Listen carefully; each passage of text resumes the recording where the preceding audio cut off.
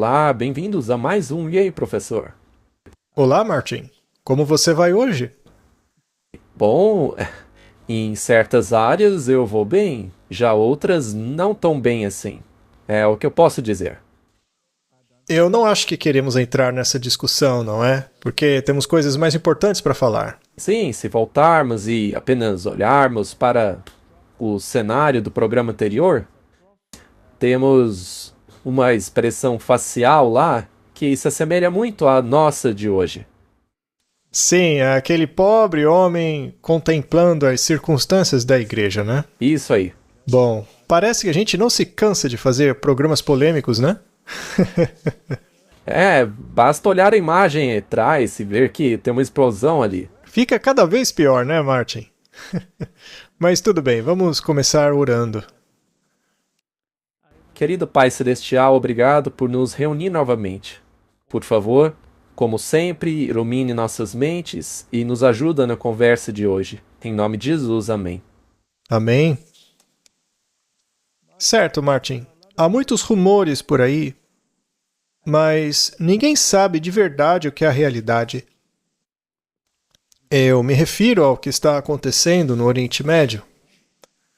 O que está acontecendo lá no Irã, em Israel, o que está ocorrendo em Gaza, e as ameaças nucleares, os lugares nucleares que foram bombardeados. Houve muita agitação ali no Oriente Médio. E, como consequência disso, é claro, os vários ministérios por aí, os ministérios religiosos, estão falando sobre a relevância de tudo isso em termos proféticos.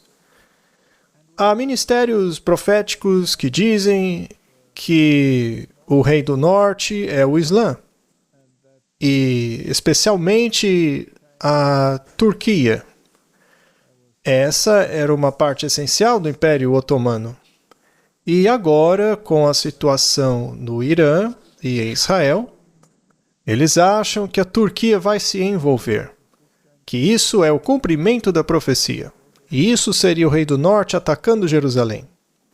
Mas aí você tem outros que afirmam que não, que o rei do sul é o islamismo, e o rei do norte é o papado. O rei do norte e o rei do sul estão em conflito um contra o outro. E, de certa forma, Jerusalém está na briga e isso é o cumprimento da profecia. Bem, a confusão por aí é muito grande. E também temos os ataques nas instalações nucleares iranianas, com os bombardeiros B-2 dos Estados Unidos, aqueles bombardeiros furtivos, né? Jogando aquelas bombas pesadíssimas contra as instalações iranianas. Alguns dizem que jogaram 6 bombas, outros dizem 14, alguns dizem que os lugares foram destruídos, outros dizem que não foram. O próprio Ayatollah disse que a destruição foi um fracasso total. O chefe militar já diz que foi um sucesso total. Os democratas estão dizendo isso, o Trump está dizendo aquilo, e o meio de comunicação disse uma coisa, outro diz que é fake news. Parece que esses rumores de guerra estão todos misturados. Está um verdadeiro caos nesse momento. Mas a questão é, isso importa? Veja, o problema, e eu vi algumas dessas explicações, é que isso daí é um sinal que mostra onde estamos, o quão perto estamos para o fim do tempo de graça. Porque há certos sinais ligados a Jerusalém, ao Irã, ao islamismo e todas essas coisas. Certo, por que estamos fazendo este programa? Eu acho que é hora de estabelecermos certos padrões de pensamento. O islamismo é o rei do norte? Ou será que é o rei do sul? O que seria o islamismo? Bom, essas especulações já foram discutidas muitas e muitas vezes, e tem sido a nossa posição consistente aqui de que o rei do norte é o papado. A nossa ideia quanto a isso permanece a mesma. E, pessoalmente, eu acredito ser errado em envolver o Islã em qualquer uma dessas especulações, além do fato de serem uma parte integrante da grande unidade religiosa. Mas afirmar que ele é o rei do sul, ou mesmo o rei do norte, na minha opinião, e eu acho que na sua também, é um equívoco. É confuso e não está relacionado com a imagem profética conforme descrita nas Escrituras e nem no espírito de profecia. Não importa o que esses ministérios aí estejam dizendo, na minha opinião, eles estão equivocados. Bom, a questão é que, se fosse tão importante e se fosse isso mesmo, acho que o livro Grande Conflito teria muito mais a dizer sobre isso. Sim, mas ele não diz nada. Então, vamos tentar obter um pouco de perspectiva para tentar entender um pouco melhor quem é quem nessa história. E não é que é a nossa opinião o que importa. O que importa é o que a Bíblia diz. Como dissemos no passado, Tiago White repreendeu Urias Smith quando este afirmou que a Turquia era o rei do norte. Tiago White disse que após muito estudo e apoio da Bíblia, ele concluiu que esta era uma visão ridícula e que o rei do norte é o papado. E todos sabem que ele foi repreendido por Ellen White por causa do jeito que ele respondeu a Urias publicamente, ao invés de falar em particular com ele. Mas parece que essa confusão permanece até os dias de hoje. E a gente precisa falar sobre esse assunto para que as pessoas enxerguem-no de maneira correta. Mas Ellen White repreendeu seu marido James White não pelo que ele disse, mas como ele disse. Isso mesmo. Foi esta a situação. E é claro, tudo isso vem junto com a seguinte questão: como tudo isso vai acontecer? Quando esses eventos finais acontecerão? E o reino de Deus está fortemente envolvido porque aqueles que focam no Oriente Médio estão realmente confusos por causa do futurismo. E mesmo dentro de nossa igreja, essa ideia confusa está sendo difundida? Sim, as pessoas precisam focar no grande conflito, nos contornos claros que estão delineados ali quanto ao que deve ser de fato vigiado no fim dos tempos, que são as bestas do mar e da terra. Estes são os protagonistas. Não devemos misturar a isso islamismo, Turquia. Não devemos misturar tudo no liquidificador e fazer uma sopa horrorosa de se comer, quanto mais engolir. Mas o problema é que essa visão equivocada se encaixa com o que está acontecendo. Sim, a coisa fica empolgante por causa do que está acontecendo no Oriente Médio. Eu só tenho medo que as pessoas fiquem sentadas esperando por um sinal enquanto o verdadeiro já começou a acontecer.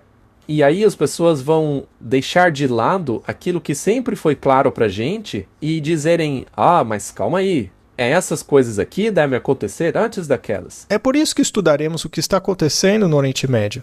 Mas antes, vamos ver o que algumas figuras importantes acreditam. Temos aí um debate entre Tucker Carlson e Ted Cruz. E é importante ver como esses administradores do governo pensam sobre estas questões. Então, vamos dar uma olhada. Você sugeriu que foi uma coisa estranha que eu disse há um minuto atrás, que quando entrei no Senado decidi que seria o principal defensor de Israel. E eu vou te dizer por quê. A razão é dupla. Número 1, eu sou cristão. Eu cresci na escola dominical. Desde criança fui ensinado que aqueles que abençoam Israel serão abençoados, que os que amaldiçoam Israel serão amaldiçoados. E na minha perspectiva, quero estar do lado da bênção. Aqueles que abençoam o governo de Israel? Não diz o governo de Israel, mas a nação de Israel. É o que está na Bíblia. Eu, como cristão, creio nisso. Onde está isso? Eu posso achar para você depois. Eu não tenho a Bíblia de cor. Você pode usar o Google. Esse texto está em Gênesis, eu sei disso. Mas o curioso é que você usou um texto bíblico e não sabe nem onde ele está. Você usou um texto fora de contexto? Essa é a sua teologia? Tucker, É que eu também sou cristão, eu quero entender isso. de onde vem o meu apoio a Israel? Número 1, porque biblicamente somos ordenados a apoiar Israel. Pera um pouquinho. Deixa eu terminar. Peraí, você é o senador falando de teologia. Eu sou cristão, eu também posso falar sobre isso. Nós somos ordenados como cristãos a apoiar Israel?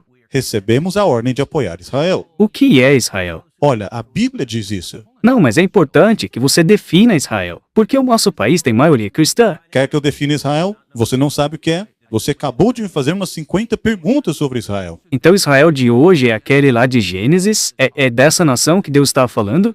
É das fronteiras atuais, o governante atual? Isso é Israel da Bíblia? Sim, está falando da nação de Israel. A nação existia desde então, e essa nação era o povo de Israel. Então a nação a qual Deus se referia lá em Gênesis é a mesma governada por Benjamim Netanyahu hoje? Sim, isso mesmo. Então Israel bíblica é a mesma Israel de hoje? Sim, isso é Israel. E era da nação de hoje que Deus falava lá em Gênesis? Sim, mas, Desde quando esse país existe? ora, por milhares de anos. Sim, ela deixou de existir por um tempo, mas foi recriada recentemente. Mas veja, olha só. Acho que a maioria das pessoas entende que aquela linhagem em Gênesis se referia ao povo judeu, o povo escolhido por Deus. Não é isso que diz. Mas não faz sentido. Você está dizendo que eu, cristão, tenho que apoiar o Estado moderno de Israel? Não, não é isso.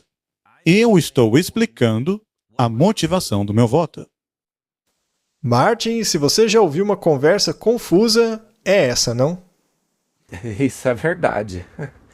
Eu acho que o ponto principal dessa conversa é a pergunta feita pelo Tucker. Defina Israel. É a nação, o povo, o que é? É a entidade política? Não, não é política. É a nação? Não, não é a nação. Seja lá o que for, ele vai apoiar. Certo? Irão para a guerra por causa disso. Qualquer coisa para apoiar Israel. Bom, a Bíblia define o Israel moderno muito claramente.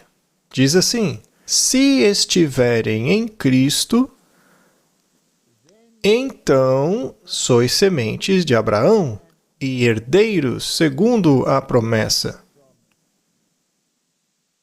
Em outras palavras, o Israel moderno é aquele que aceitou a Jesus Cristo como Messias e assim adentrou o seu reino. Esse é o Israel moderno. A gente vai ver alguns textos. Sim, temos que definir o que é esse tal de reino. Sim, pois isso é algo muito confuso hoje em dia. Então, o que diz a Bíblia? O antigo Israel era a nação literal de Israel, que deveria apresentar o plano de salvação para o mundo todo através da lei cerimonial. Eles tinham um projeto completo do plano da salvação, mas falharam. Eles guardaram isso para si mesmos, queriam se tornar os governantes aqui na terra, queriam governar todas as nações e estabelecer a sua nação física, chamadas por eles de Reino de Deus aqui nessa terra. Mas Cristo chegou e estourou aquela pequena bolha. Então, já faz 2000 anos que essa bolha estourou. E agora há pessoas como Ted Cruz que acreditam que eles têm que estabelecer o domínio, o reino na terra. Eles são dominionistas. Então, mais cedo ou mais tarde, esse reino vai ter que chegar. Ele não aconteceu na época dos judeus, então tem que acontecer agora. Mas, de alguma forma, os judeus estão envolvidos, etc, etc. Bom, Jesus não disse que a casa deles ficaria deserta? Sim. E o que isso significa? Bom, já falamos sobre isso muitas vezes. Se a casa fica deserta, ela não tem mais impacto em nada, porque Deus a abandonou. Deus a abandonou como nação. Exatamente. Acabou. Acabou. Paulo afirma muito claramente que aqueles da fé judaica foram cortados enxertados da vinha, cortados para fora. Mas, se aceitarem Jesus como Messias, aí podem ser enxertados de volta. Só uma pergunta, isso significa que será uma nação enxertada novamente? A questão é, enxertados aonde? Quem é a videira? É Jesus. Então, eles têm que ser enxertados de volta em Jesus. Então são indivíduos que o aceitam. Correto? Aí eles se tornam parte do reino de Deus, certo? Bom, então, Martin, a nação de Israel tem zero relevância no que diz respeito à Bíblia. E a terminologia que você tem na Bíblia como Israel de Deus são aqueles que lutaram com Deus e venceram. É isso que significa a palavra Israel. Sim, aquele que venceu. Sim, ele não é mais o suplantador, é aquele que lutou com Deus e venceu. É um reino espiritual. O reino físico virá, mas do jeito estabelecido por Deus e não no nosso jeito. E esse reino não é deste mundo. Então, o reino atual, ou nação, a entidade física, a entidade política que temos ali no Oriente Médio, nada mais é do que um construto maçônico, criado em 1948, hoje representado por esta nação.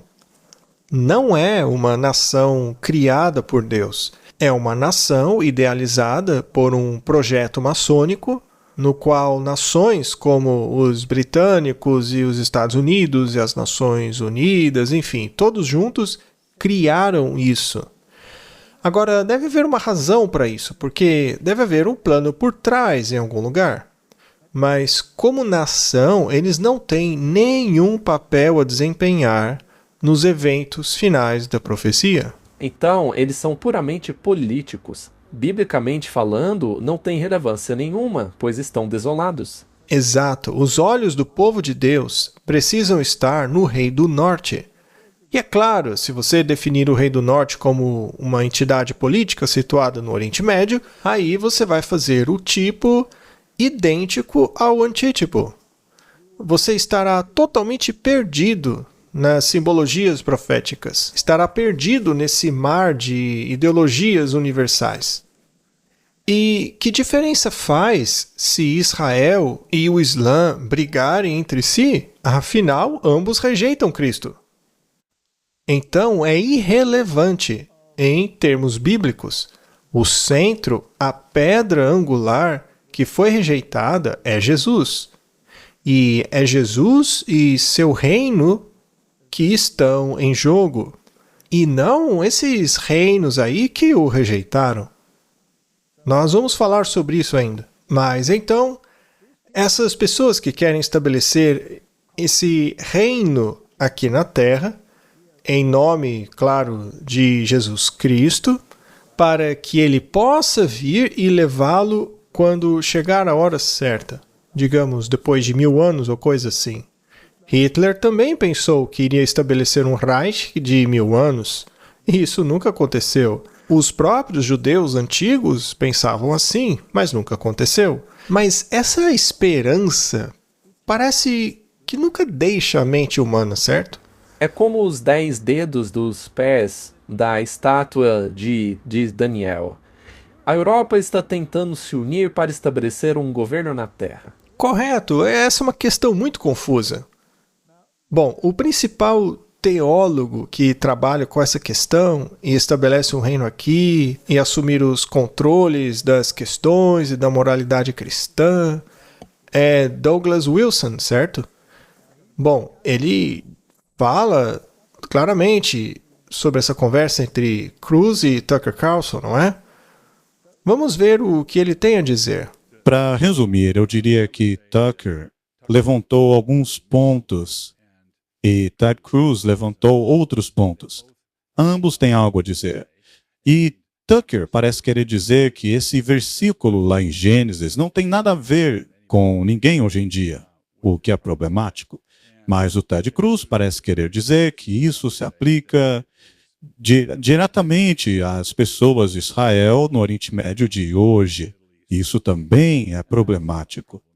É possível que Tucker, quando diz que a passagem do Gênesis se refere ao povo escolhido de Deus, e ele acredita que isto se refere aos judeus ao longo do Antigo Testamento e para a igreja cristã unicamente para o tempo novo. Eu acho que ele se refere à igreja cristã no Novo Testamento, né?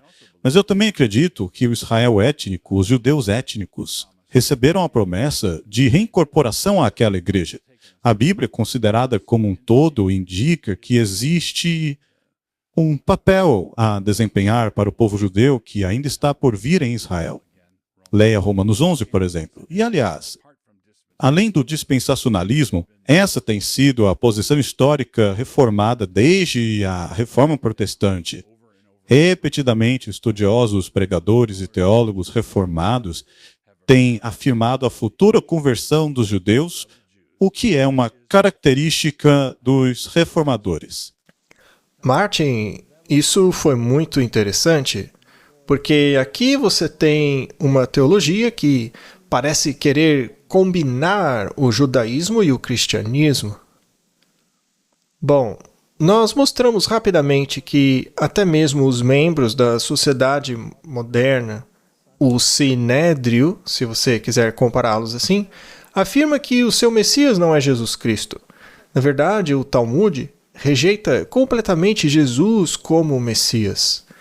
E alguns deles são bem barulhentos, eles odeiam a ideia de que Jesus Cristo seja o Messias. Então eles estão esperando por outro.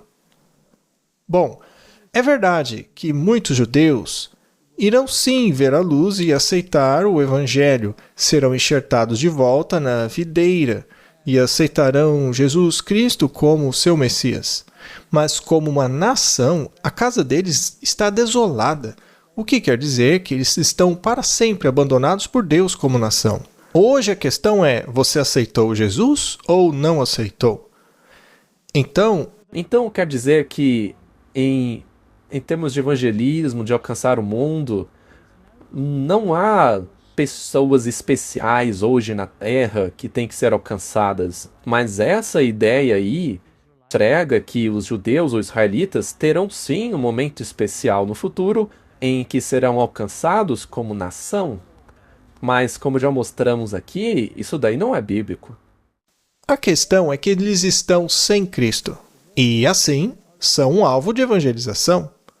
O islamismo é sem Cristo, portanto, são um alvo para evangelização. Nada mais. Nada mais. Vamos repetir isso, nada mais. Se eles aceitam Jesus como indivíduos, porque eu duvido que, como nação, algum dia farão isso, mas se aceitarem Jesus, aí tudo bem. Mas se não aceitarem, então estão fora da aliança, porque a aliança é ligada ao Messias, e o Messias é Jesus Cristo. Ele cumpriu a profecia bíblica de Daniel 8 e 9, e, portanto, eles não têm desculpa para tê-lo rejeitado. Bom, talvez eu também possa dizer aos nossos ouvintes que tivemos um debate recentemente gravado que fizemos com outros dois ministérios. Estávamos conversando com pessoas que têm uma visão nacionalista cristã. Isso irá ao ar no dia 17 de julho, não é? As pessoas podem ficar atentas a isso. E, se possível, se você quiser, tem o Douglas Wilson, que acabamos de mostrar. Nós tivemos uma conversa semelhante com esses outros caras aí. Sim, é claro, teremos um ponto de vista que não abraça o que ele prega. Isso será interessante. E uma pergunta que eu queria fazer é... Ele mencionou aqui os reformadores, as visões reformadas, mas então, por que eles não reconhecem as visões reformadas sobre o sábado, por exemplo? E sobre o anticristo? Exatamente. Nós em breve falaremos sobre isso, mas não agora. Bem, temos então uma teologia muito misturada. Vamos para o Oriente Médio e ver o que é que está acontecendo lá nos bastidores, além dessas bombas voando. Vamos esquecer dos mísseis, tá? Bom, aqui temos um artigo sobre Trump que diz que ele deveria realmente se qualificar para o Prêmio Nobel. Curioso, Martin? Ele disse que deveria ter recebido 5 prêmios Nobel da Paz enquanto continuava a ponderar ataques ao Irã. Supostamente consciente do desejo de Trump de ser visto como pacificador, o ex-congressista da Flórida, Matt Gaetz, argumentou em seu programa da One America News Network na quinta-feira que poderia ver a homenagem Nobel renomeada para o Prêmio Trump da Paz, caso evitasse a guerra. Trump foi questionado sobre isso na sexta-feira após voar para Nova Jersey para passar um tempo em seu clube de golfe. Bem, eles deviam ter me dado o Prêmio Nobel da Paz por Ruanda, disse ele a repórteres. E se você olhar para o Congo, ou poderia dizer Sérvia, Kosovo, você pode dizer muitos deles. Você poderia dizer que os maiores são a Índia e o Paquistão. Eu deveria ter ganho esse prêmio 4 ou 5 vezes? Eu também acho que os acordos abrâmicos também são uma coisa boa. Será que o Trump está reivindicando as honras por ter aprovado o Acordo de Abraão? Claro que sim. O tempo todo. Martin, o Acordo de Abraão é feito entre quem? Bem, entre o islamismo, o judaísmo e o cristianismo? Ah, muito cuidado. Cuidado, qual ramo do cristianismo? Bom, aquele que não é bíblico. Não padrão bíblico. Podemos dizer que seria o cristianismo católico, porque se você olha para os principais edifícios que foram construídos, a sinagoga judaica, os edifícios islâmicos que foram erguidos ali, da mesma forma que os católicos, eles são extremamente católicos, islâmicos e judaicos, correto? Portanto, ele afirma que o Acordo de Abraão é muito importante, tanto é que ele o qualificaria ou deveria qualificar para o Nobel da Paz. Mas eles armaram tudo. Eles não me darão o Prêmio Nobel da Paz porque só dão essas coisas para a esquerda. Martin, as outras coisas que ele mencionou são guerras políticas, não é? Mas esse aí é um acordo religioso. Isso é interessante? Muito. Certo, vamos analisar o mundo islâmico. Ele, por acaso, faz parte do Acordo de Abraão? Sim. Sim. Pergunta: todos os muçulmanos se assentam no mesmo lado da cerca ou eles estão divididos entre os muçulmanos xiitas e sunitas? Sim, eles estão divididos entre si. E o que é o Irã? Xiita. Muçulmanos xiitas. E a Arábia Saudita? Sunita. Martin, todos os muçulmanos estão do mesmo lado da cerca? Não, tem uma divisão. Há uma divisão entre sunitas e xiitas. Diga-nos o que é essa diferença. Certo. Essa divisão existe desde a época de Maomé. Os muçulmanos xiitas acreditam que deve haver um herdeiro físico para receber essas bênçãos. Um governante, um descendente de Maomé. Mas Maomé não deixou um herdeiro claro.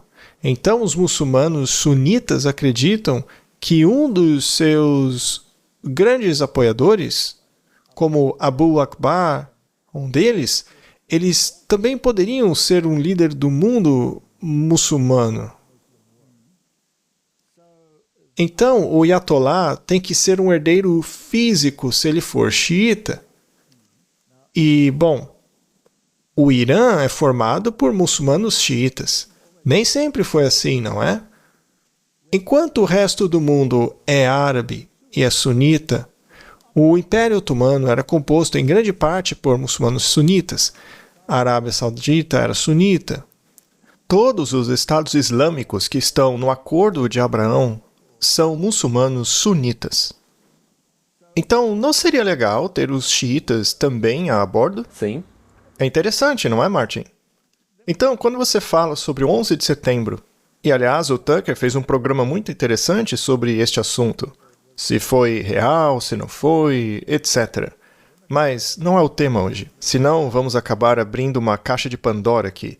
Mas a questão é: quem eram aqueles que, na época, supostamente ou literalmente, seja lá no que você acredita, estava causando o problema? Não foi a Arábia Saudita, porque eles eram sunitas. Mas o grande vilão no jogo hoje é o Irã, que é xiita. Bom, isso levanta uma questão muito interessante. Sim, O Donald Trump diz continuamente que a única razão pela qual ele atacou foi para que o Irã não tivesse uma arma nuclear. sim, Mas outras pessoas, como Ted Cruz, defendem uma mudança de regime naquele país, exato, é o que eles querem. porque aí seria fácil enxertá-los. Se todos estiverem no mesmo barco, então todos podem se tornar parte deste acordo abrâmico. Agora, curiosamente, Martin, a religião do Irã costumava ser o zoroatrismo. Uhum, muito bem. Bem, no tempo de Daniel, é claro que os persas tinham a sua religião pagã, mas Daniel introduziu lá essa ideia de que o Messias viria. E isso foi retomado mais tarde. E então uma mistura da antiga religião persa e pensamentos do livro de Daniel, ou da profecia de Daniel, porque ele era uma pessoa muito influente. Então ele estava misturado ali e essa ideia do Salvador foi difundida, que foi o zoroastrismo. O zoroastrismo, na verdade, deu origem a formas do hinduísmo e mais tarde, finalmente, ao budismo. Então, muitos dos padrões de pensamento que vemos nas religiões orientais de hoje tinham essa questão, esse elemento do Salvador. Vishnu, aquele que tinha buracos nos seus pés e nas mãos. Mas a questão então é, isso veio antes ou depois dos períodos bíblicos? A ideia é que Daniel realmente influenciou este pensamento que foi carregado pelo zoroastrismo, mas com a Revolução Muçulmana o zoroastrismo foi derrubado, basicamente, e a religião muçulmana tomou o seu lugar, não é? Então a questão era, quem seria o líder dali para frente? E aí surgiu essa luta interna.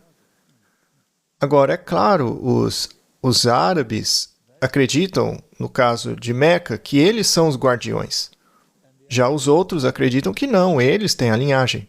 Então, originalmente, o mundo muçulmano, quando assumiu o poder, era meio xiita e meio sunita. Mas o Irã, com o tempo, expulsou os muçulmanos sunitas. E eles escaparam do Irã e fugiram para a Turquia, ou para outros países, como os Estados Árabes. E hoje, mais de 90% do que resta no Irã é xiita. Bom, se os xiitas e sunitas conseguissem se reconciliar politicamente, o que é algo muito difícil, né?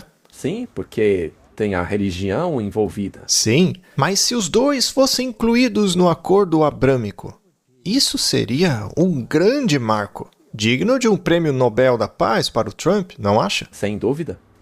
Muito bem, Martin. O que eles têm em comum? Bem, nenhum deles traça sua ancestralidade até Jesus. Não. Porque é isso que cria uma divisão entre as religiões, certo? Um diz que Jesus é o chefão, o outro diz que não, que Maomé é o chefão. Então, os cristãos não aceitarão Maomé e os muçulmanos não aceitarão Jesus Cristo como fundador. A única maneira de resolver o problema é ir ainda mais para trás na história e usar Abraão. Aí sim temos uma ligação, porque todos sabem que os judeus vieram do Abraão, e depois de Isaac e Jacó. Já os muçulmanos dizem, nós também viemos de Abraão, mas por meio de Ismael. E os cristãos seguem a linha dos judeus, que finalmente dará em Jesus Cristo. É por isso que chamaram de acordo abraâmico. Martin, você percebe que o acordo abrâmico exclui Jesus Cristo? Claro que sim. Porque com os judeus e os muçulmanos, ele é completamente ausente. Aham, mas há um grupo de 3 ali. O Islã, o judaísmo e, finalmente, o cristianismo católico, chamemos assim. Mas, Martin, quem será o manda-chuva desta aliança, hein? O Papa? O Papa.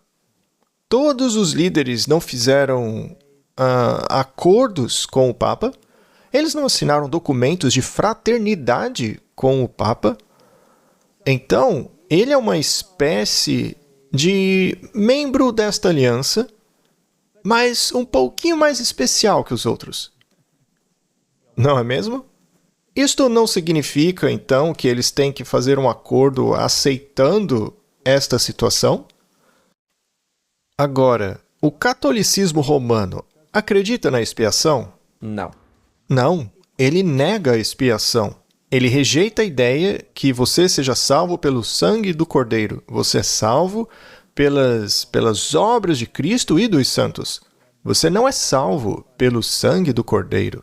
Jesus morreu apenas como um exemplo de obediência perfeita, mas não foi no seu lugar. É por isso que você ainda deve pagar pelos seus próprios pecados no purgatório.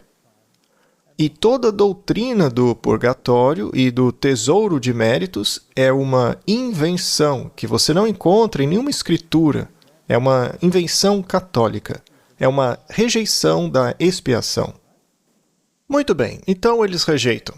E o islamismo rejeita a expiação? Com certeza.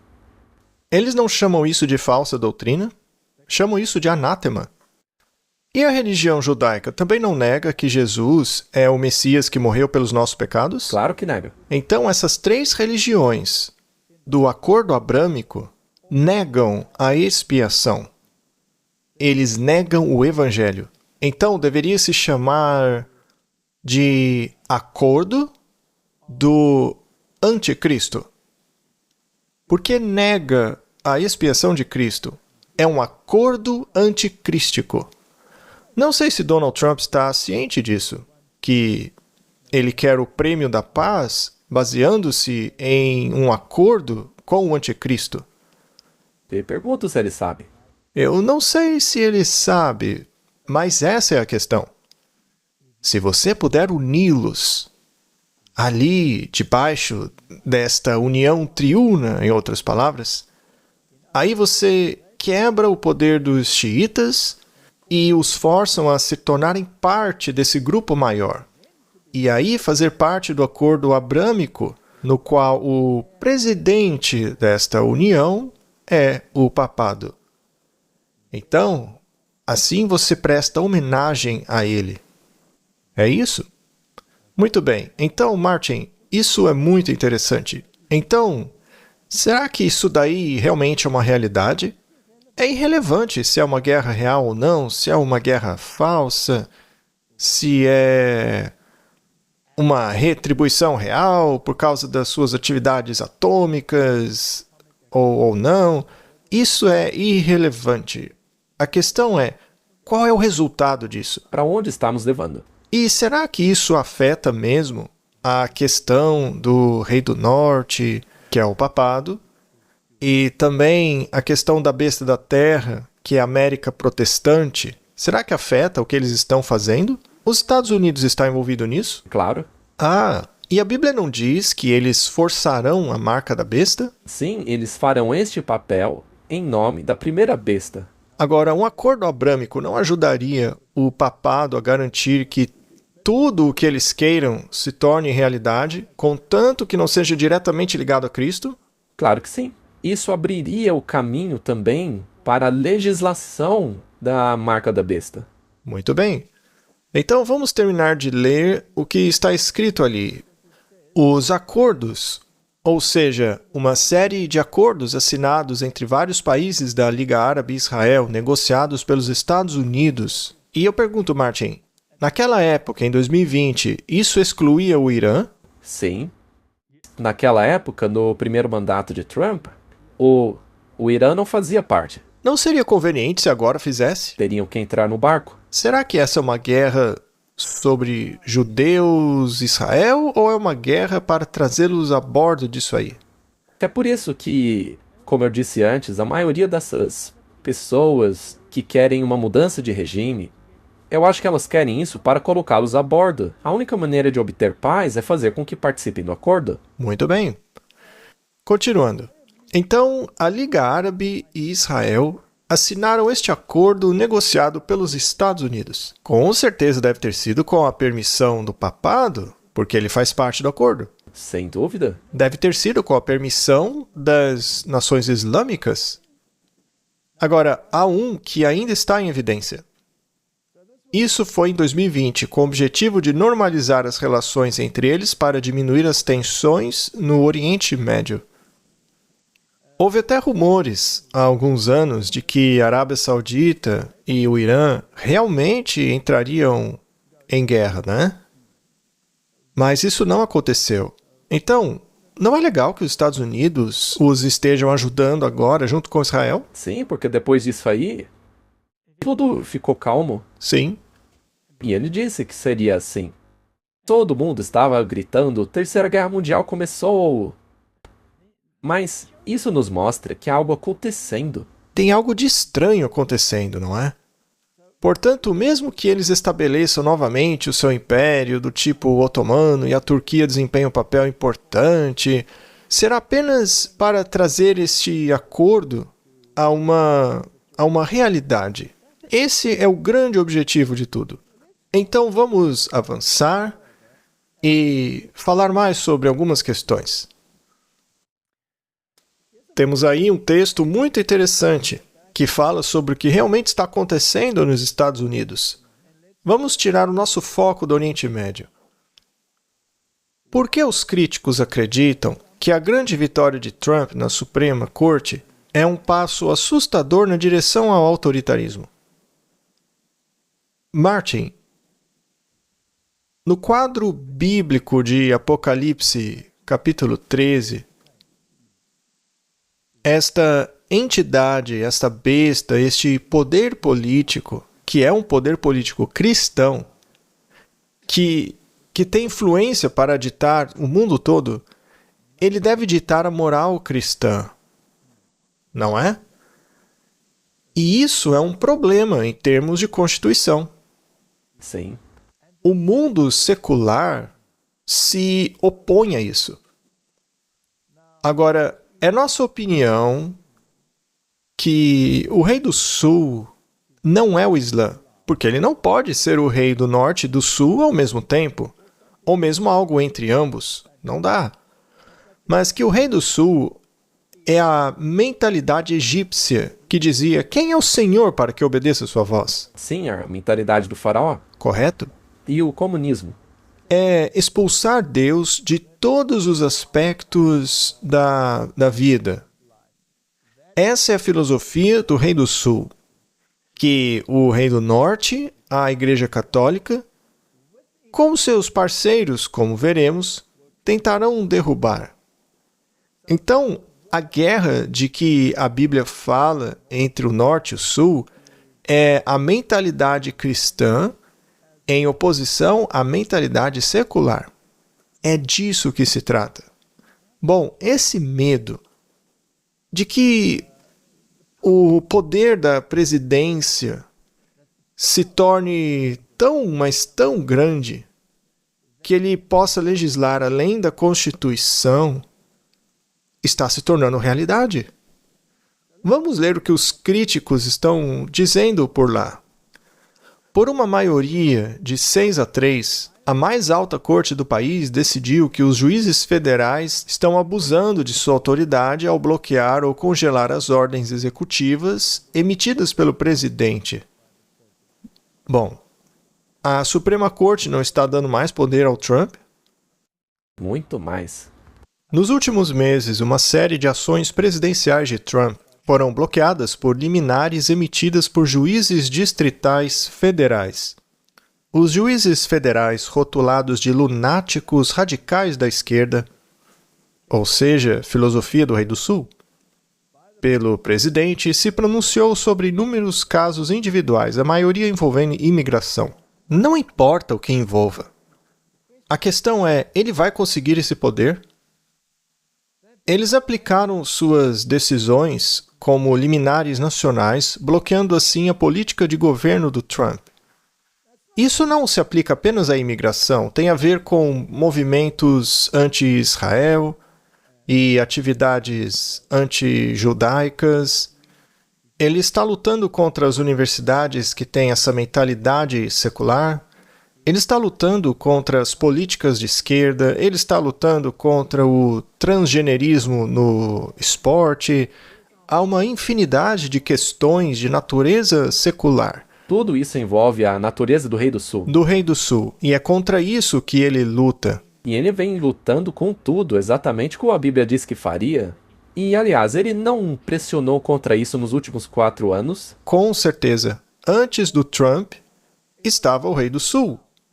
O secularismo, que estava acabando com o poder religioso. Sim, ele estava enfrentando o Rei do Norte. Tirando o poder e influência do Rei do Norte. E agora, com o Trump, ele está reagindo, destruindo essa mentalidade.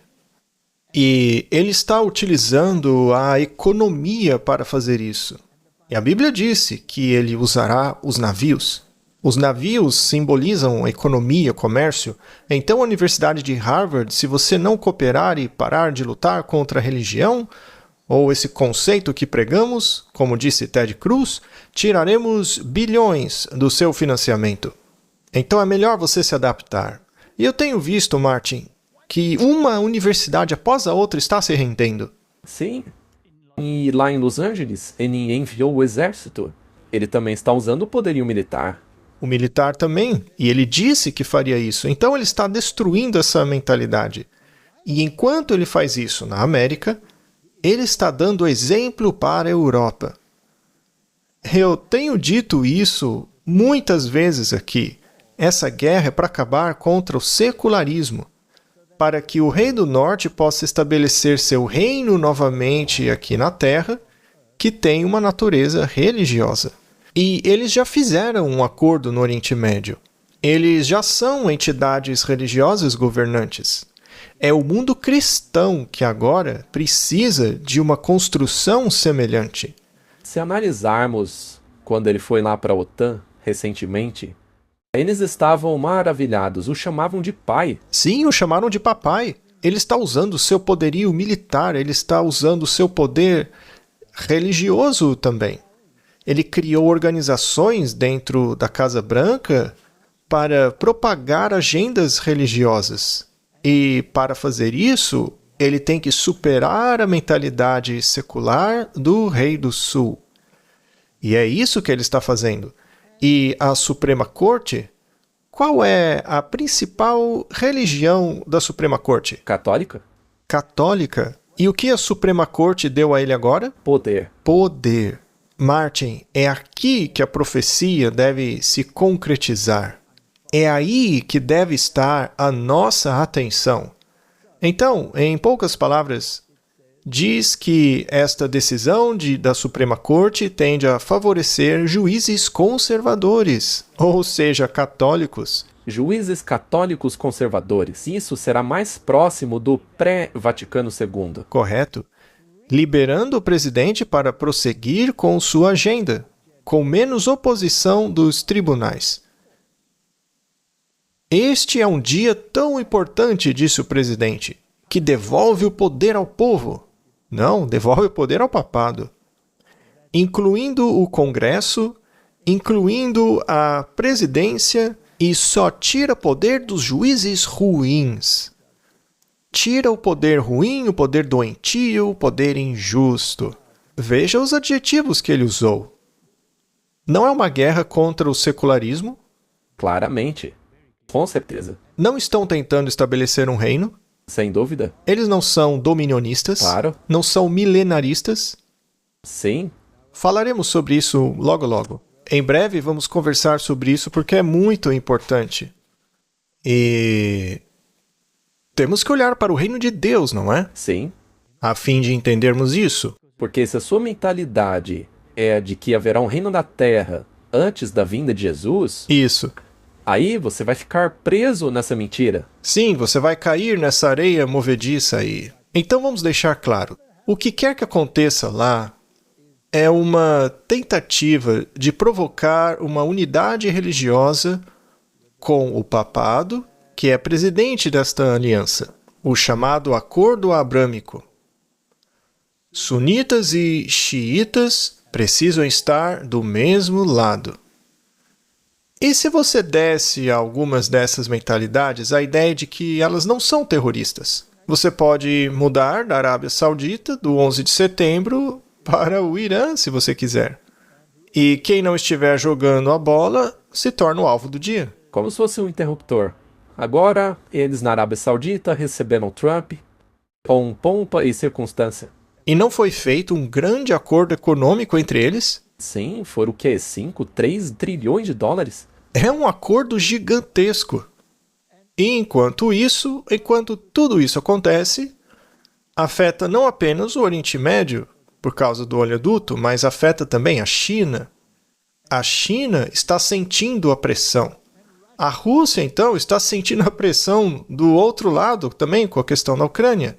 Martin, todos eles vão subir a bordo e gritar paz, paz. Paz e segurança. Mas uma hora essa paz vai acabar e surgirá o caos. A gente sabe o que a Bíblia diz. Mas haverá um momento, né? No momento, o que eles estão buscando é a paz. Mas vamos olhar agora para o reino de Deus. João 18, versículo 36. Jesus disse: Meu reino não é deste mundo. Essa é uma afirmação clara. É a fundação sobre a qual todo esse argumento deveria ser construído. Não concorda? 100%. É isso daí que importa. Essa é a base. Meu reino não é desse mundo. Se o meu reino fosse desse mundo, aí os meus servos lutariam para que eu não fosse entregue aos judeus. Mas agora o meu reino não é daqui. Portanto, o reino dele não é deste mundo. É outro tipo de reino. Mas os judeus tentaram estabelecer o reino deles? Sim, E não ficaram chateados por não tê-lo conseguido? muito. Muito chateados. Eles tinham a mentalidade de que o reino tinha que ser estabelecido aqui. É isso mesmo. E os discípulos também. Quem iria governar aquele reino? Bem, se fosse plano de Jesus, então ele teria sido rei e governado sobre a terra. Isso é óbvio. E aí eles teriam se tornado os ministros do governo. Mas para isso Jesus teria que expulsar os romanos e estabelecer um reino terrestre. E castigar todos que discordassem dele. E a prova de que não era isso que ele queria é que ele não fez isso. Ele está no céu. Mas a igreja dele aqui embaixo quer isso. E o que fizeram com Jesus por ele não querer esse reino? Eles o mataram, se livraram dele. Se livraram dele. Muito bem. Então o reino dele não é deste mundo. Se fosse assim, os servos dele lutariam por ele. Mesmo um dos discípulos de Jesus era um zelota, Sim, que queria estabelecer esse reino aqui. ele queria lutar. Mas Jesus disse, não, não é assim. Agora, Lucas 16, 16. A lei e os profetas, ou seja, a Bíblia sem o Novo Testamento, certo? A lei e os profetas duraram até João. Esse é o João Batista, né? Então, a lei e os profetas, a Bíblia, e o que ela implicava, o que ela ensinava, como tal, permaneceu ativo até João Batista. Desde então, o reino de Deus é pregado. Em outras palavras, o Messias, sobre o qual foi escrito ali na Torá por todos os profetas que vieram a esta terra, finalmente havia chegado. E ele estabeleceu um reino terrestre, Não. mas ele pregou sobre isso, Sim. e todo homem se esforça para entrar nele. Você pode entrar nele ou pode querer ficar de fora. Certo, Martin, vamos deixar uma coisa clara. Tudo que foi escrito na Bíblia, na Torá, nos primeiros 5 livros de Moisés, tudo que os profetas testificaram, aquilo teve absoluta relevância até a época de João Batista. Mas então algo mudou. O Messias chegou. Mas ele não veio conforme o conceito deles. Ele disse que o reino havia se aproximado. Ahá! E não que tinha se estabelecido. Exato. Então, eles não tinham o que fazer. Então era melhor que Jesus morresse do que desistirem dessa ideia do reino terrestre. É melhor que morra um homem pelo bem do reino. do que toda a ideia do reino ser destruído por causa de um homem. Livre-se dele, então. Então, desde o tempo de João Batista, que foi o arauto de Jesus e disse: Eis o Cordeiro de Deus que tira o pecado do mundo, lá está ele, ali. Desde então, o reino de Deus tem sido pregado e as pessoas se esforçando para entrar nele. Então, de acordo com isso, Martin, desde quando esse reino existe aqui na Terra? Desde Jesus. Desde a época de Jesus, desde João Batista. Porém, é um reino físico, no qual você tem soldados e entidades políticas impondo sua vontade? Não.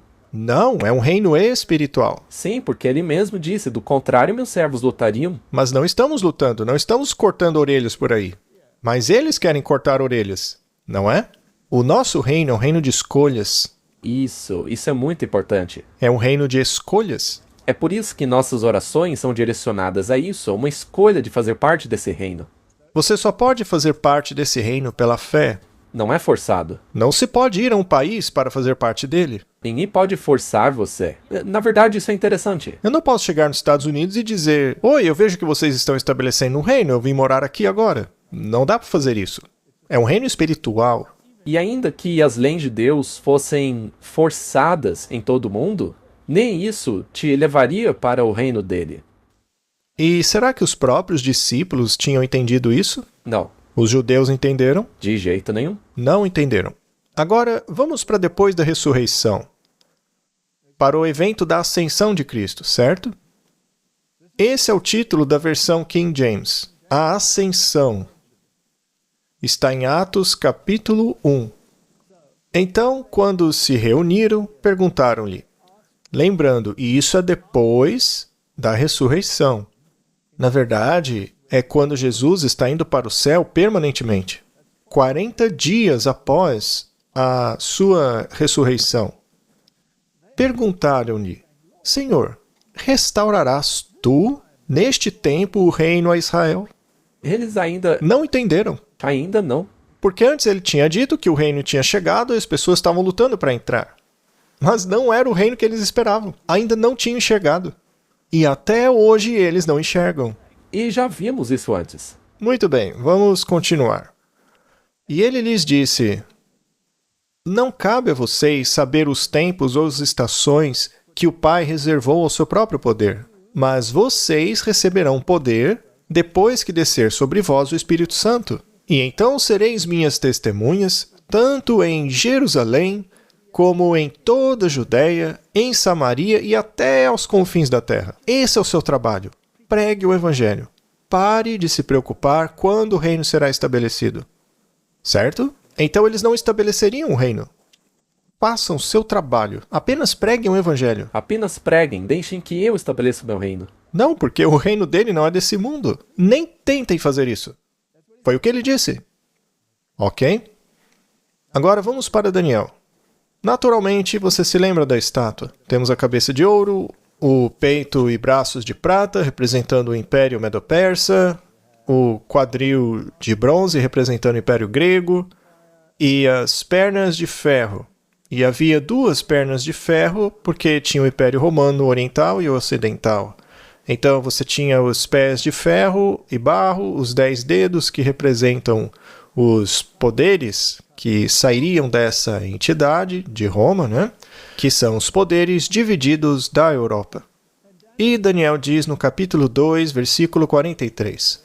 E quanto ao ferro misturado com o barro, eles não se misturarão com a semente dos homens. Não se ligarão, assim como o ferro não se mistura com o barro. Então esse reino dividido, que consistirá de ferro e barro, que por tanto tempo tentou se unir, eles não se misturarão.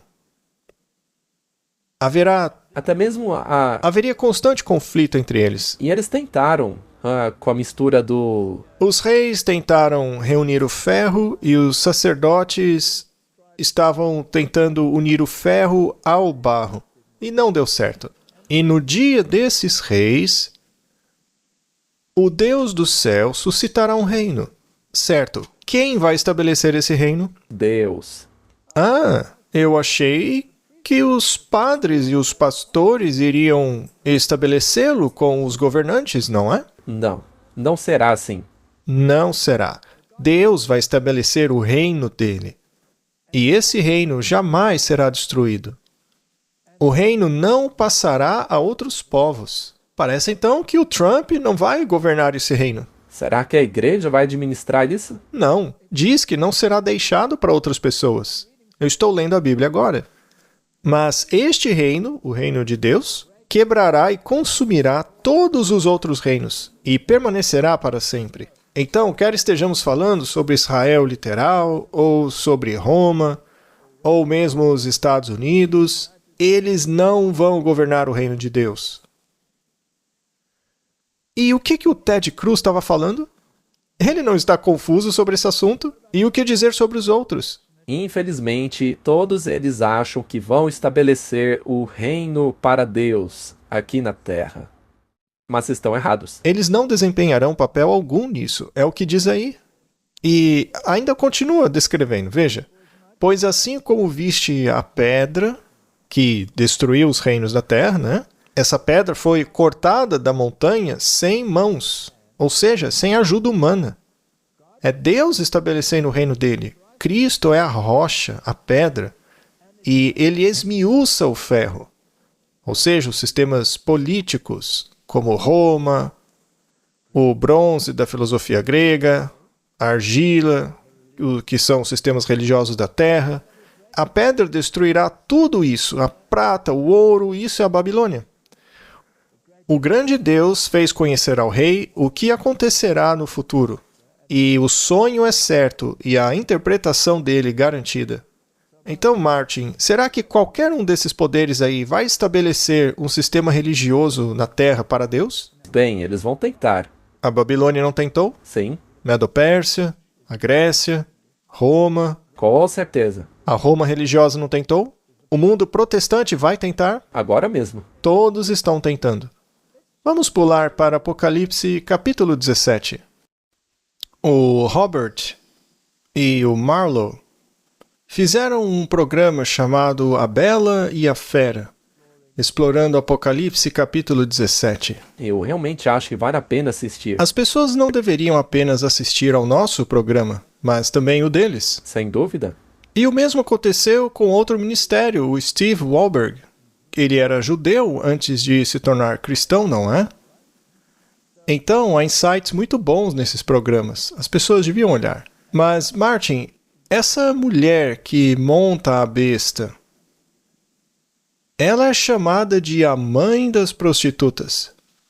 Ora, o mundo protestante, que parece ter esquecido-se disso, costumava acreditar e ensinar que essa mulher era o papado. Essa igreja, essa mulher, que tinha o que na testa?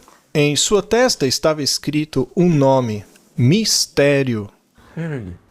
Babilônia, a grande, a mãe das prostitutas e abominações da terra. Nós já fizemos um programa inteiro falando sobre essas abominações. É idolatria. Idolatria, muito bem. Martin, qualquer sistema de salvação que exclua Jesus Cristo como sacrifício expiatório é idolatria, correto? Faz todo sentido. Sim. Sendo assim, o que é o acordo abrâmico? Ora, pura idolatria. É idolatria. É uma abominação porque esse acordo exclui o Messias. Eles usam Abraão como uma distração para tirar o foco do Messias e assim chegarem a um acordo. E na verdade é assim que funciona o ecumenismo. O ecumenismo só funciona se você livrar-se de Jesus, do contrário não funciona. E essa mulher é a mãe das prostitutas, não é? Ela é uma igreja. Então, essa igreja tem filhas? Uma pessoa que assina um acordo com essa prostituta em um concílio ecumênico é uma prostituta. Qualquer igreja que assine um acordo ecumênico com esta mulher é uma prostituta. Certo? Sim. Será que eu estou sendo muito duro? Isso é bíblico. Agora, certas denominações podem ter indivíduos dentro dela que assinaram, mas o corpo da igreja não assinou. E isso é importante. Neste caso, há uma prostituta dentro dela, mas a igreja não é. Exatamente. Agora, se o corpo todo da igreja assinar esse acordo, aí se torna uma prostituta. Não é o que diz? Sim. O que está escrito em sua testa é chamada do quê? Mistério, Babilônia, a grande. Babilônia. Confusão. Martin, Babilônia. Não era esse o rei do norte? Sim. Agora eu estou confuso. Se a Babilônia era o rei do norte, e se você não acredita que a Babilônia era o rei do norte, então vá e leia o livro de Jeremias, que diz claramente que a Babilônia estava vindo do norte para atacar Jerusalém. Então a Babilônia deve ser a mulher prostituta, porque isso está escrito na testa dela. Quem é então o rei do norte? Babilônia. Essa mulher. Nada mudou, é o papado. Neste caso, pode ser o Islã. Não. Agora, o Islã está com ela em um acordo chamado Acordo Abraâmico. Por baixo dos panos estão unidos. As igrejas protestantes não se uniram a ela por meio do ecumenismo? Exato. Ahá, quem é a mãe? Nada mudou, é a Babilônia. É a Babilônia. Então ela é o rei do norte. Toda essa bobagem de que a Turquia é o rei do norte não faz o menor sentido. Porque diz ali que a Babilônia sempre foi o rei do norte.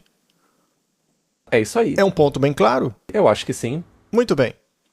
Vamos nos aprofundar um pouco mais neste reino. Lucas, capítulo 17, verso 20. E quando foi interrogado pelos fariseus sobre quando viria o reino de Deus, Ora, veja, eles também queriam saber. e ele lhes respondeu, o reino de Deus não vem com aparência exterior. Quem dera entendessem isso, né? Ou seja, você não vai ver o reino de Deus no noticiário. É tão claro. A Bíblia diz claramente isto. O reino de Deus não vem com aparência exterior. Então, será que eu posso me pautar pelo que está acontecendo lá no Oriente Médio, com todos aqueles rumores, para saber se o reino está sendo estabelecido? Não, porque isso vai tirar o seu foco daquilo que realmente importa. Martin, o reino não vem com observação física. Você não pode ler no jornal que o reino de Deus está sendo estabelecido. Não é possível vê-lo com binóculos nas colinas de Golã. Não vem com esse tipo de observação. Nem dirão, ei-lo aqui ou ei-lo ali.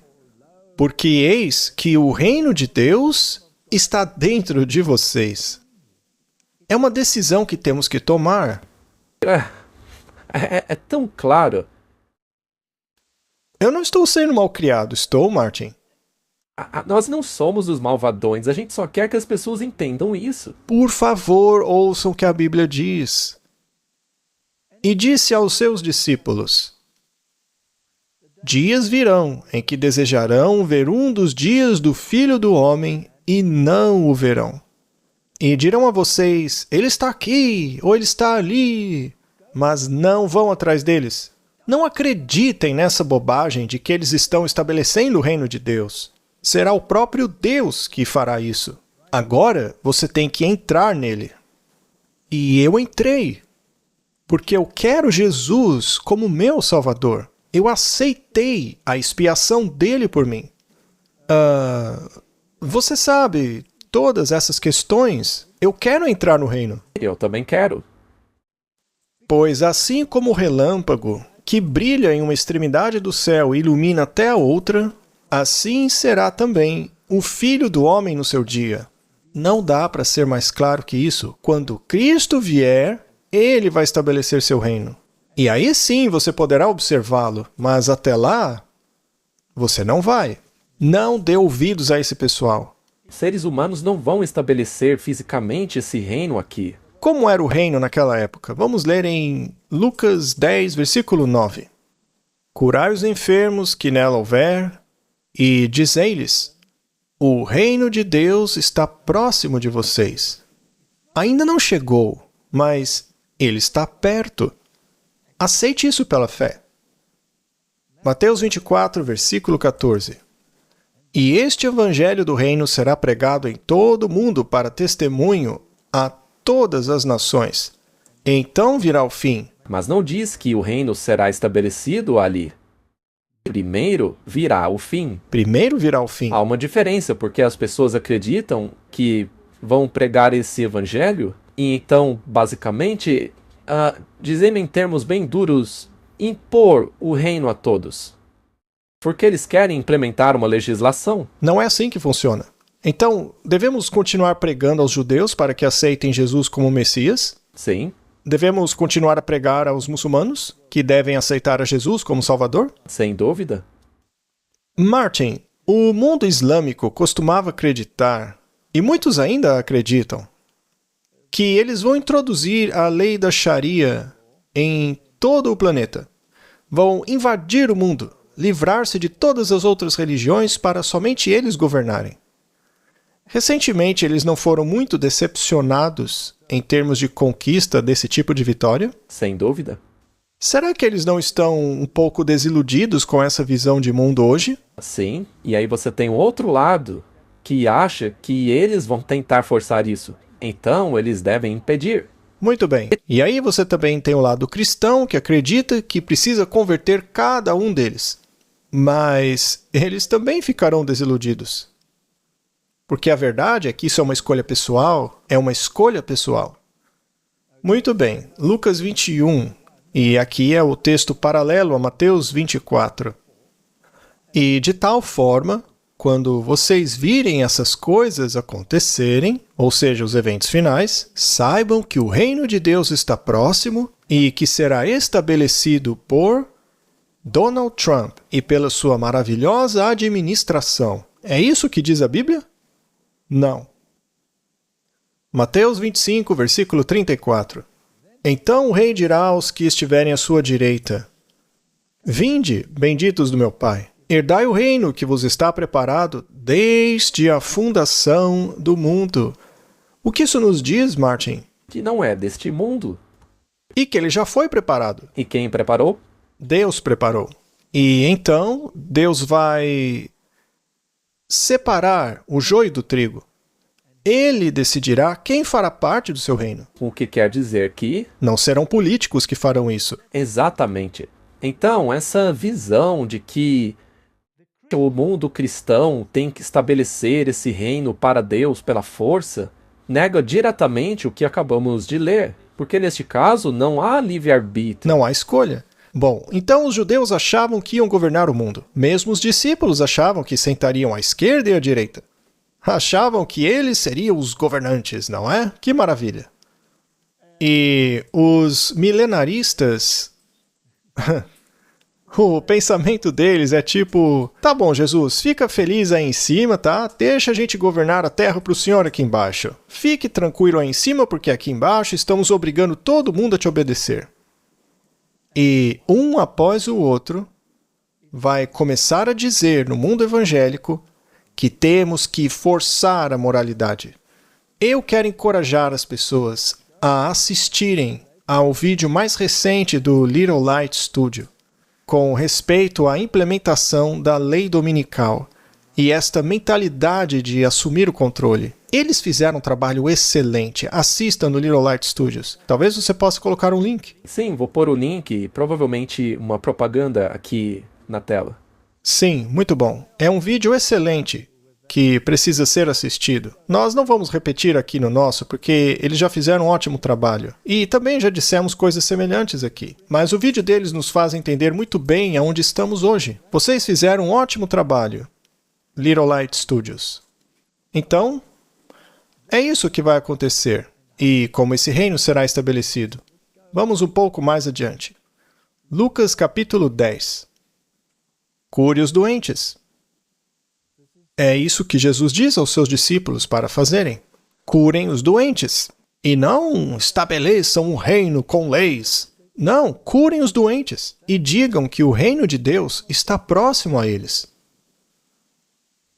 Até mesmo o pó da vossa cidade, que se apegou aos nossos pés, nós sacudimos contra vós.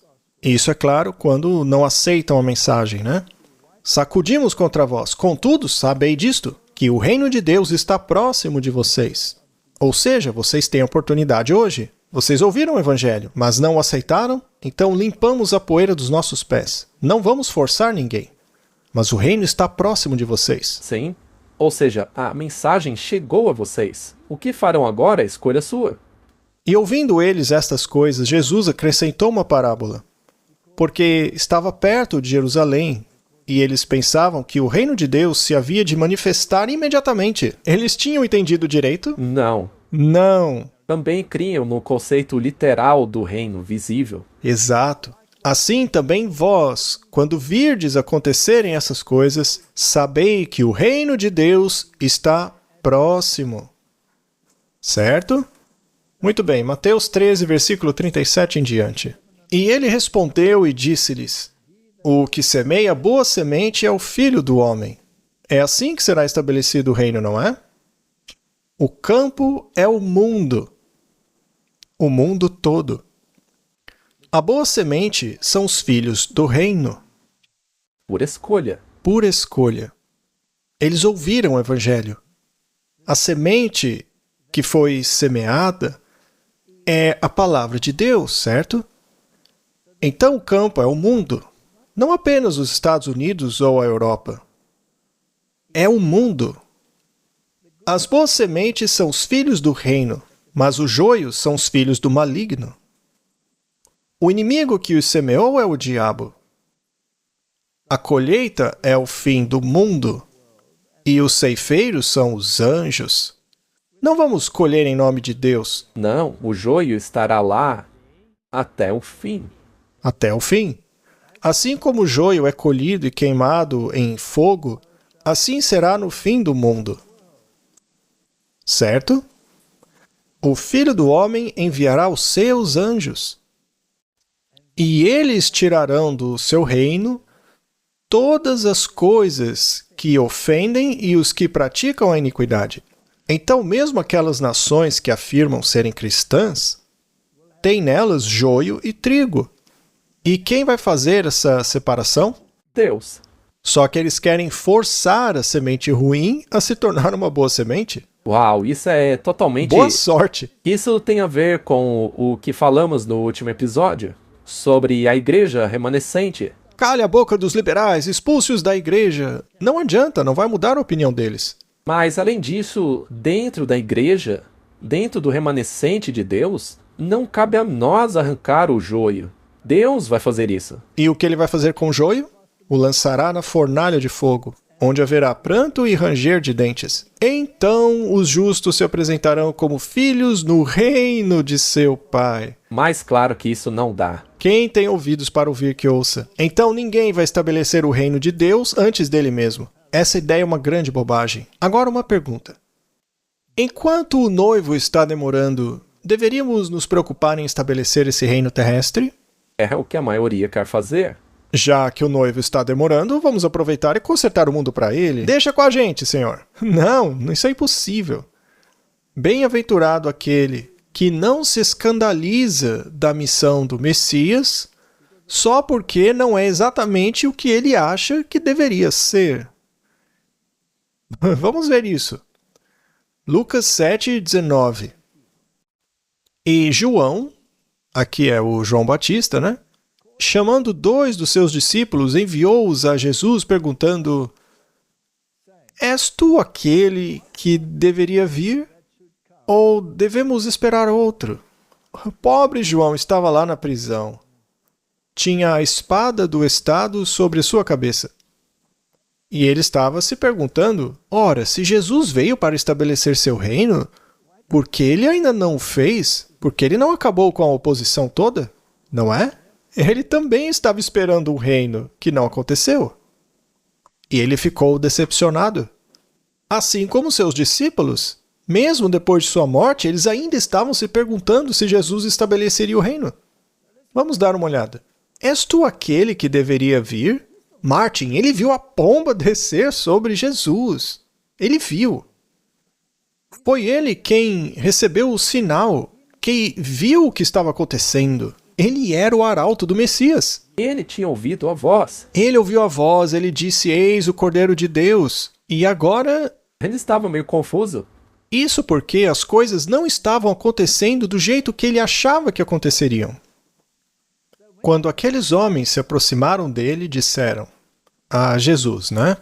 João Batista nos enviou a ti perguntando: és tu aquele que havia de vir? Ou esperamos outro? Por que não estavam fazendo o que tinham que fazer? Deviam estar abrindo o caminho, em vez de questionar. Não é mesmo? Devemos esperar outra pessoa. E naquela mesma hora, veja, Jesus nem respondeu. Ele nem sequer deu uma resposta. Naquele mesmo momento, ele curou muitas enfermidades, pragas e espíritos malignos. Devolveu a visão a muitos cegos. E aí Jesus, respondendo, disse-lhes: vão e anunciai a João o que vistes e ouvistes. Jesus não falou nada, ele só mostrou. Ele mostrou como os cegos enxergam, os coxos andam, os leprosos são purificados, os surdos ouvem, os mortos ressuscitam e aos pobres é pregado o Evangelho do Reino. E bem-aventurado é aquele que não se escandalizar de mim. Vamos colocar isso em uma perspectiva espiritual. Conte a eles o que vocês viram e ouviram. Os cegos espirituais estão começando a entender. Aqueles que foram feitos coxos por falsas doutrinas estão começando a andar. Aqueles que estão cheios da lepra do pecado estão sendo curados desses pecados por meio da confissão e aceitação da expiação de Cristo para que sejam purificados. Aqueles que nunca entenderam o Evangelho estão ouvindo e entendendo. E aqueles que estão espiritualmente mortos estão sendo ressuscitados. Aqueles que estão espiritualmente pobres em entendimento estão se tornando ricos. Esse é o aspecto espiritual. Então, João Batista começa a pensar: bem, se é isso o que os discípulos que enviei a Jesus viram, então qual é a missão do Messias? E aí ele começa a se lembrar de tudo o que tinha lido no Antigo Testamento. Ele se lembra de Isaías. Isaías, capítulo 61. O Espírito do Senhor Deus está sobre mim, porque o Senhor me ungiu para pregar boas novas aos mansos. Enviou-me para restaurar os corações quebrantados, a proclamar liberdade aos cativos e a abertura de prisão aos presos, para apregoar o ano aceitável do Senhor e o dia da vingança do nosso Deus, para consolar todos os que choram, para ordenar aos que choram em Sião que se lhes dê ornamento ao invés de cinzas, óleo de alegria em vez de pranto, veste de louvor em vez de espírito angustiado, a fim de que sejam chamados árvores de justiça, plantação do Senhor, para que ele seja glorificado. Este é um reino terrestre ou espiritual? É tão lindo, é um reino espiritual. Martin, por que todo mundo quer um reino terrestre? Acho que tem que ver com a questão da justiça própria. Então vamos resumir tudo, Martin. Desde tempos imemoriais, todos queriam ser os governantes do reino. E, eventualmente, os judeus achavam que eles seriam os governantes, porque pensavam que o Messias faria isso por eles. O Messias veio e não fez o que eles queriam. Então o mataram. Seus próprios discípulos achavam que Jesus agiria do jeito que eles queriam, mas ele não o fez. João Batista desanimou, dizendo: por que as coisas não estão acontecendo do jeito que eu pensava? Jesus estava pregando um reino espiritual. Ele estabelecerá um reino que nunca será destruído. Mas antes de estabelecê-lo, primeiro ele tem que jogar fora tudo que existe. Martin, se o cristianismo quiser estabelecer um reino terrestre agora por 1000 anos, de acordo com o que lemos, não será tudo destruído por Jesus quando ele vier? Sim. Então é perda de tempo. É triste porque eles continuam fazendo a mesma coisa, dispostos a matar aqueles que não colaborarem com a ideia deles, que não queiram unir-se a esse reino terrestre. Correto? Então temos uma repetição das coisas. Mas a boa notícia é que eu acredito que estamos realmente no fim. Porque o mundo cristão que aceita o Messias está afastando-se do secularismo, está querendo estabelecer esse reino e fazer cumprir as leis do Rei do Norte, o que inclui a marca da besta. Eles estão querendo estabelecer um acordo abrâmico no Oriente. E todos têm que estar a bordo para que isso aconteça, porque o catolicismo acredita no amilenismo. Eles acreditam que vão governar para sempre. Eles não acreditam em um milênio onde os judeus governarão ou onde alguma outra entidade governará. Não, eles querem e acham que vão governar. Eles não acreditam no milênio. E as ideias, como vimos, o mundo cristão se apega a qualquer uma dessas ideias, seja arrebatamento secreto, dispensacionalismo, onde os judeus vão estabelecer o reino aqui por 1000 anos, ou a ideia cristã do nacionalismo cristão, onde os cristãos vão estabelecer o seu próprio reino. Tudo isso é uma construção jesuítica. Já os católicos não se importam com isso porque são amilenianistas. Acham que vão governar de qualquer forma? Eles vão governar. Agora, os protestantes também querem. Então, jogue ali uma doutrina falsa para eles, achando que vão governar. Aí uns acreditam que vão para o céu antes da tribulação, outros que vão governar aqui. Para Roma não importa, não faz a menor diferença. Para ela o que importa é governar sobre todos. E aí que a teoria se concretiza. Não importa o que a Turquia faça, o que o Irã faça, ou o que Israel literal faça. Tudo isso é uma distração maçônica. O reino terrestre deles será estabelecido quando eles conseguirem legislar sobre o povo de Deus. Quando a filosofia do Reino do Norte se tornar a lei do planeta todo. Sabe, eu espero que as pessoas entendam e assistam novamente o programa para aquela conversa que teremos no dia 17 de julho. Exatamente. Nós veremos. Vamos orar. Querido Pai Celestial, Senhor, acabe com a confusão que existe por aí. O Senhor nos deu diretrizes claras sobre qual é a nossa missão. O Senhor explicou tudo tão claramente para nós em Apocalipse 14. Temos que alertar sobre a marca da besta. Não devemos tomar parte da Babilônia. Devemos pregar o Evangelho eterno. Este é o nosso dever. Estas são as nossas ordens de marcha. Não devemos nos confundir com o que acontece aqui, acolá e boatos. Minha oração é que o Senhor nos ajude a focar na mensagem para o nosso tempo. Em nome de Jesus, amém.